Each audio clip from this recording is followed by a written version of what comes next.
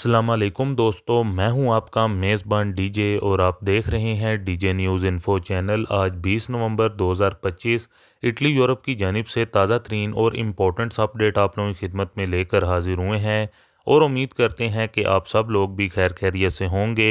जितने भी भाइयों ने चैनल को सब्सक्राइब किया हुआ है उनका तहे दिल से शुक्रिया अदा करते हैं, और जो इस टाइम पर चैनल पर नए आए हैं उनसे यही गुजारिश है कि चैनल को लाजमी तौर पर सब्सक्राइब करें और साथ में दिए गए बेल के ऑप्शन को प्रेस करके ऑल करें, ताकि हमारी हर नई आने वाली वीडियो का नोटिफिकेशन आप लोगों तक सबसे पहले पहुंचता रहे।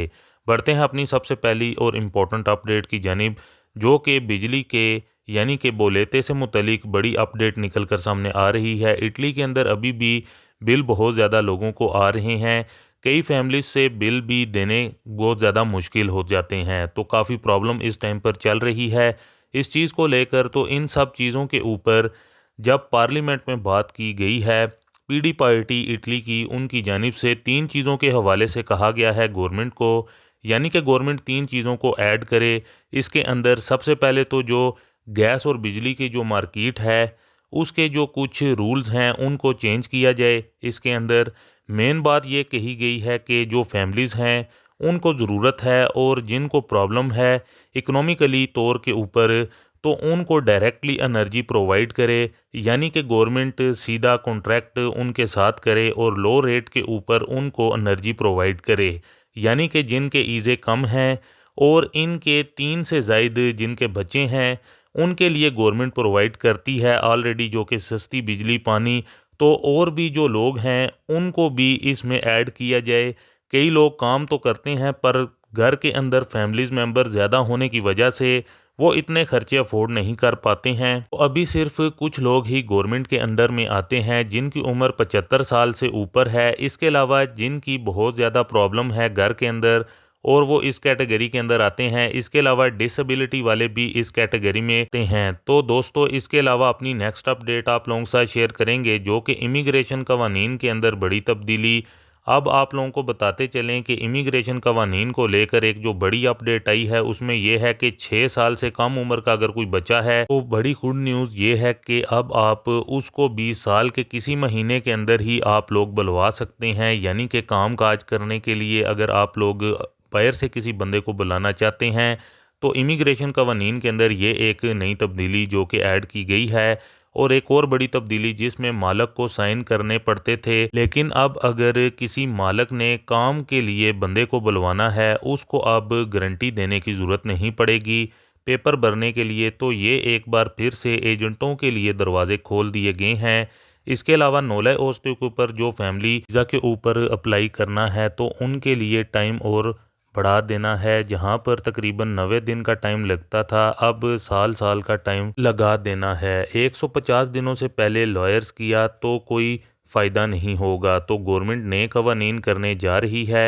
इसके अलावा गवर्नमेंट 400 यूरो से लेकर 600 यूरो जो कि देने जा रही है जिन घरों में हैंडीकैप बंदे हैं। तो ये जो गवर्नमेंट की जानिब से बजट 2026 में रखा गया है और इसमें जो शराइत रखी गई हैं ईज़े की, वो 30,000 यूरो से कम होना चाहिए तो ही आप लोगों को 400 यूरो से लेकर 600 यूरो ये जाएंगे। इसके अलावा अपनी नेक्स्ट अपडेट आप लोगों के साथ शेयर करेंगे, जो कि बोनस 1500 यूरो के हवाले से गवर्नमेंट की जानिब से बड़ी खबर निकल कर सामने आई है।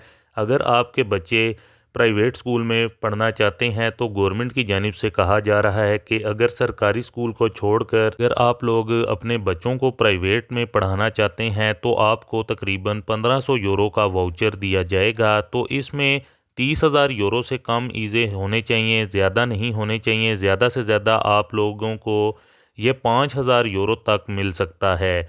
तो ये 1500 यूरो एक बच्चे के लिए है। डिपेंड करता है कि आपकी स्टेट कौन सी है।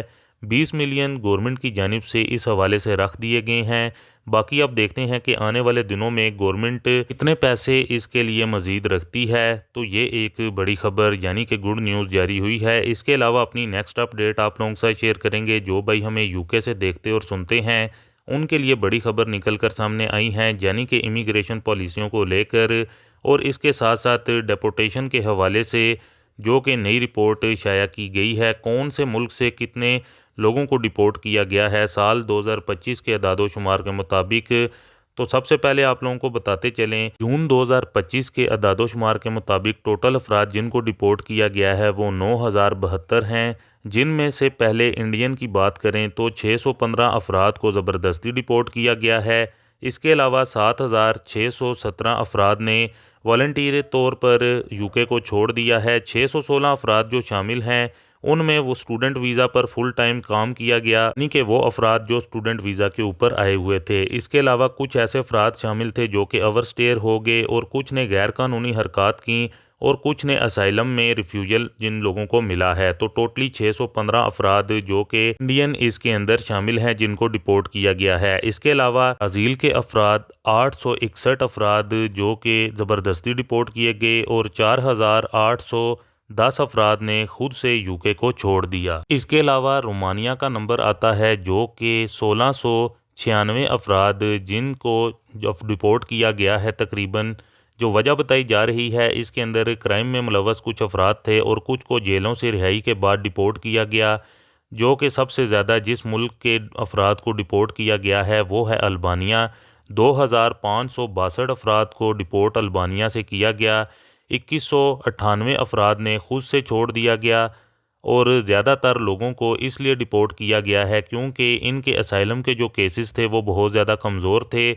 ज़्यादातर अफराद जो छोटी कश्तियों के ज़रिए गैर कानूनी तरीके से यूके में दाखिल हुए थे तो उनको डिपोर्ट किया गया है। इसके अलावा पाकिस्तान और पोलैंड और कई ऐसे छोटे ममालिक शामिल हैं जिनमें यही वजूहात हैं इनकी बेस के ऊपर और स्टूडेंट वीज़ा रखते हुए फुल टाइम काम करते हुए, तो ऐसे लोगों को डिपोर्ट किया गया है। तो ये 2025 के नए अदादोशुमार जो कि यूके गवर्नमेंट की जानिब से शाया कर दिए गए हैं और जो शुबाना महमूद हैं वज़ीर दाखिला, उनकी जानिब से ये भी कहा गया है कि मज़ीद यानी कि 50,000 के करीब ऐसे अफराद को हिरासत में ले लिया गया है। इसके अलावा अपनी नेक्स्ट अपडेट आप लोगों के साथ शेयर करेंगे, ख़ास तौर पर हमारे वो बहन भाई जिनको इस्लामाबाद एयरपोर्ट के ऊपर से ऑफलोड किया जाता है, तो उनके लिए ज़रूरी पैगाम ये है कि आप लोगों ने सबसे पहले आप लोग इस्लामाबाद जो पासपोर्ट ऑफिस है वहाँ पर जाकर आप लोगों ने सबसे पहले चेक कराना है, यानी कि passport complete travel status check करना है कि आप लोगों को ब्लैक लिस्ट में तो नहीं रखा गया है या पीसीएल में तो नहीं है।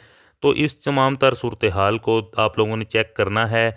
तो फिर आप लोगों ने, अगर आप लोगों का कोई भी ऐसा मसला आ रहा है तो आपने हाई कोर्ट में पटीशन डालकर ये मसला हल कराना है। अगर आप लोगों का कोई मसला है या फिर नहीं मसला है तो आप लोग यहाँ पर पटीशन डालकर, जो कि आप लोगों को एक लेटर साथ दिया जाएगा, फिर आप लोग एयरपोर्ट्स पर जाते हैं तो मुख्तलिफ़ किस्म की ब्लैक मेलिंग से आप लोग बच सकेंगे। तो दोस्तों ये थी कुछ ताज़ा तरीन और इम्पोर्टेंट्स अपडेट आप लोगों की खिदमत में, जो कि आप लोगों के साथ शेयर करना काफ़ी ज़्यादा ज़रूरी था।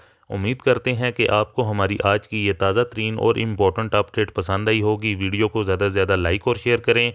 मज़ीद मिलते हैं किसी और इम्पोर्टेंट अपडेट में, तब तक के लिए अपना ख्याल रखें और हमें दुआओं में याद रखें। अल्लाह हाफिज़।